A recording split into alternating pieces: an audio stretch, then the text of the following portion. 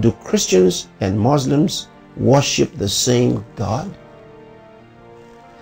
Well, I think that the Christians are more likely to say they don't think so. They're more likely to say no, because to worship the God of the Christians, you've got to worship him through his name, Jesus, the name of his son, Jesus. And he says you come to him through that Jesus. He said, I am the way, the truth, and the life. No man comes to the Father but by me.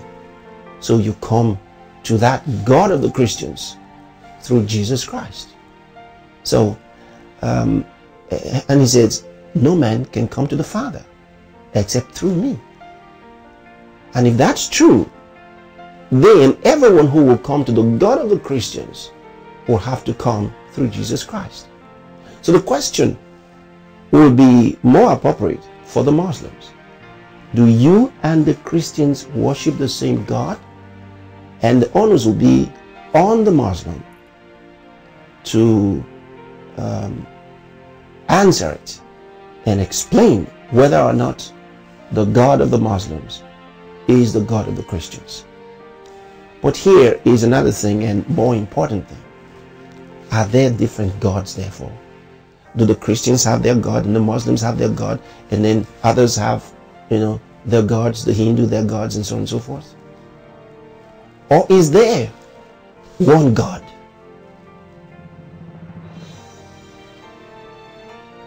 Paul said, there be lords many and gods many, but we know that there's only one God. So there's only one God. Now, that God must prove himself to us.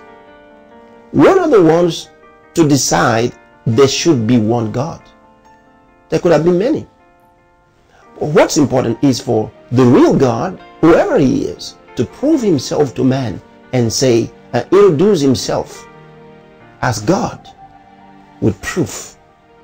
Now, the reason for Christianity is that the Christians believe that God has proved himself in Jesus Christ by raising him from the dead. The resurrection of Jesus is proof that God sent him. There's got to be proof.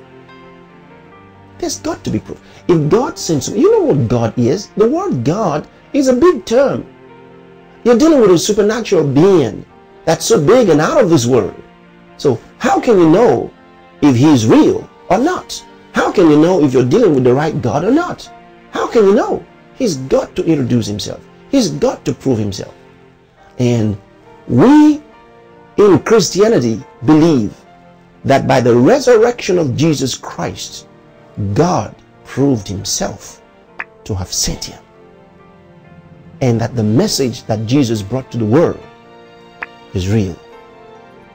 And another big thing about Jesus is the fact that apart from his resurrection, he didn't die again. He ascended into heaven in the presence of those who watched him.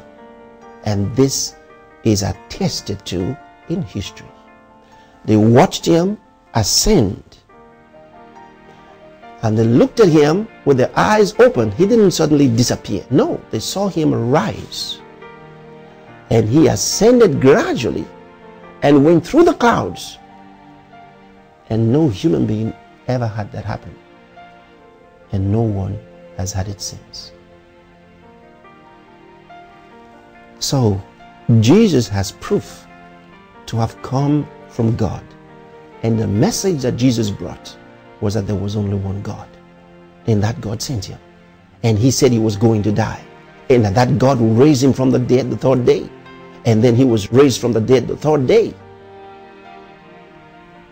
So, that's proof positive that God sent Jesus.